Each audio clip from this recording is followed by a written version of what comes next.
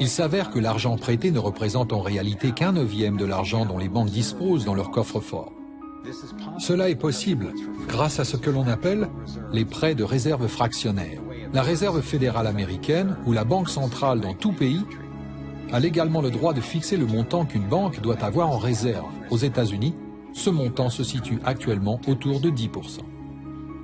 Donc si vous déposez 10 000 $ à la banque en met de côté 10%, soit 1 000 $, puis prête le reste de votre argent.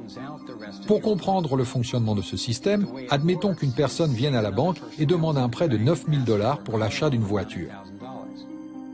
À ce moment, ce sont les 9 000 $ de votre dépôt d'origine que la banque prête. Dès lors, l'argent n'est plus là. L'emprunteur paie ensuite le vendeur de la voiture et l'argent est déposé dans une autre banque qui fait partie du même système bancaire central. Ces 9 000 $ sont traités comme un nouveau dépôt et le processus continue.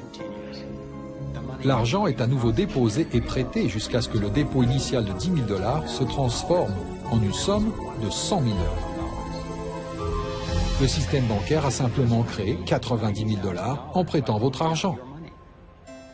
Apparemment, cela a débuté avec les orfèvres du XVIIe siècle, lorsque la monnaie d'échange était l'or. L'or était lourd à porter. Le véritable métal était donc stocké dans les coffres-forts et le commerce s'effectuait grâce à des récépissés. Ces récépissés représentaient la première forme d'argent papier. Étant donné que seules quelques personnes retiraient leur or à n'importe quel moment, les propriétaires des coffres-forts, essentiellement les nouveaux banquiers, ont commencé à créer des récépissés pour plus de métaux qu'ils n'en avaient réellement. Ils ont prêté ces récépissés et facturé des intérêts sur de l'argent, en l'occurrence de l'or, qu'ils ne possédaient pas réellement.